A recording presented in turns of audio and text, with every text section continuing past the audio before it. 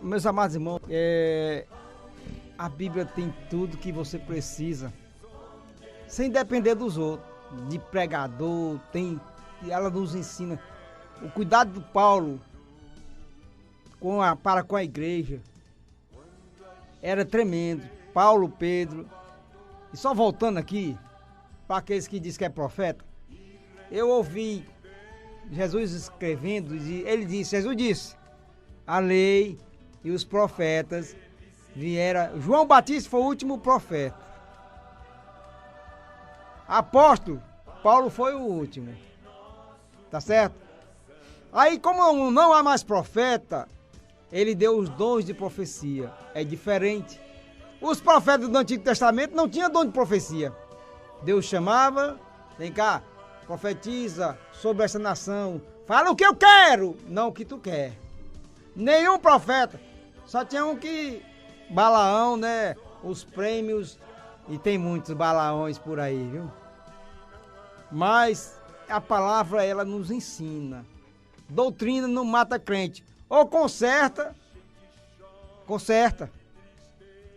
Pelo contrário da vida, aquele que está morto, se ouvir, e morto ouve, a voz ouve. Nós estávamos mortos, nossos delitos e pecados, e ele nos vivificou pela palavra. Pela palavra. O dia e a hora ninguém sabe. Nem o filho. Por que ele disse não, filho? Porque ele estava aqui. Agora ele já sabe. Aqui ele estava como homem. Ele não sabia o dia nem a hora. Mas ele foi para lá. Agora ele já sabe. Vai ser um dia qualquer. Vai ser um dia chamado hoje. Porque o ontem ele não veio. O amanhã nunca chega.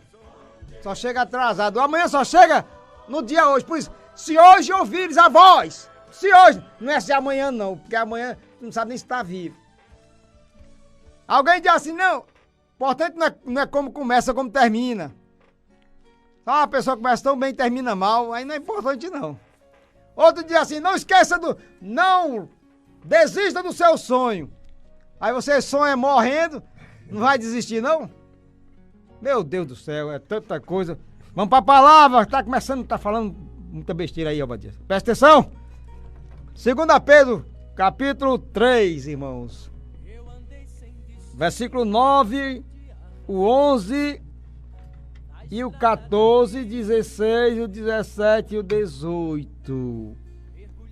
A Bíblia diz assim, apóstolo Pedro que nunca foi papa nem mingau, ele foi chamado de ser pastor, viu? Chamado para ser pastor. Mas papa e mingau foi não, nunca. Não tinha nem mingau nem papa naquela época. Então, olha, presta atenção. O Senhor não retarda a sua promessa, ainda que alguns a tenham por tardia, mas é longânimo para convosco, não querendo que alguns se percam, senão que todos venham a arrepender-se. A palavra é arrepender-se nesses dias atuais. Havendo, pois, de perecer todas essas coisas, que pessoas vos convenceem em santo trato e piedade, aguardando e apressando-vos para a vinda do dia de Deus, em que os céus em fogo se desfarão e os elementos ardentes se fundirão. Mas nós, segundo a sua promessa, aguardamos novos céus e nova terra em que habita a justiça.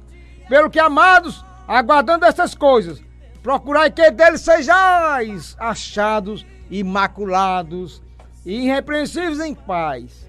Falando disso como em todas as suas epístolas, entre as quais há pontos difíceis de entender, que os indoutos e inconstantes torcem igualmente as outras escrituras para a sua própria perdição.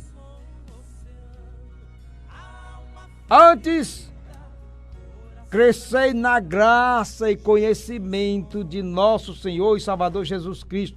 A Ele seja dada a glória, assim como no dia da eternidade. Amém. O Senhor não retarda a sua promessa. E qual é a promessa, irmão? A que você vai ficar rico. Não se engane. O cristão já é rico da graça de Deus. Mas o evangélico, ele quer ser rico financeiramente, ele corre aí, vai.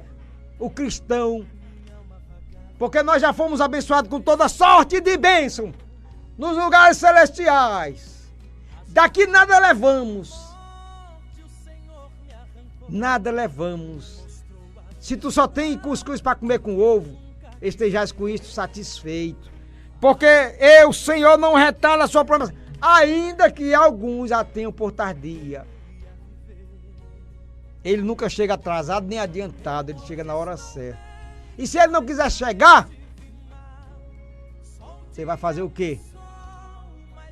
Se ele permitiu, você vai fazer o quê? Vai brigar com ele? Pode o barro falar com o oleiro? Mas é longânimo, a longanimidade de Deus tem sido de eternidade a eternidade. Ele tem sido longânimo, esperando que eu e você nos converta, nos arrependa, sejamos autênticos cristãos, tipo aquele que vai entrar na fornalha glorificando a Deus, tipo aquele que será esquartejado, mas não vai largar a cruz, tipo aquele que vai ser lançado na fornalha e vai dizer assim pro rei: fica tu sabendo, ó rei, que o Deus a quem nós servimos, se ele quiser, ele vai nos livrar. Também se ele não quiser, nós morreremos com ele. Ele é longânimo, ele está esperando os evangélicos se converterem. Não querendo que alguns se percam, não. Deus não tem prazer na morte do ímpio. Não. Senão que todos venham a arrepender-se. Arrependa. A palavra, a mensagem dos dias atuais. Arrependei-vos e convertei-vos. Arrependei-vos e convertei-vos. Porque está chegando a hora do ajuste de conta. Havendo, pois, de perecer todas essas coisas, que tipo de pessoa convém você ser? Que tipo de pessoa convém que eu seja? Um autêntico cristão, que seja exemplo no trabalho, onde quer que seja. Será que alguém reconhece em você um cristão autêntico, que nem o meu irmão falou aqui? Será que você é capaz de ser condenado por ser um cristão? Ou você vai fingir na hora da perseguição, vai fazer igual a Pedro? Não conheço, nem sei quem é. Depois vai chorar amargamente igual a Pedro. Mas Pedro não era convertido, não, era um evangélico. Pedro era um crente. Estava na igreja, estava com o mestre, mas não era convertido. Ele seguia um mestre, um líder. Que tipo de pessoa convém nesses últimos dias? Ou você é um crente, ou você não é. Não engane a você mesmo. Ou você toma a decisão de ser um crente autêntico, ou você, mesmo estando dentro da igreja, vai ficar e chorar amargamente. Pelo que, amados, aguardando essas coisas, procurai que dele sejais achado. Seja achado, imaculado. Se todavia, quando ele vier e nós estivermos vestidos, ele não nos ache nu. Ô, irmão, e você está enganado pensando que está vestido, mas pode até estar vestido diante dos homens. Mas será que diante de Deus ele não está nos vendo nu? Naquele dia, quando ele voltar, será que ele vai nos achar vestidos? Procurai que dele sejais achados imaculados, irrepreensíveis em paz. Falando disso, como em todas as suas epístolas, entre as quais há pontos difíceis de entender, que os indoutos inconstantes torcem, distorcem para o seu bel prazer, mas hão de prestar conta com Deus.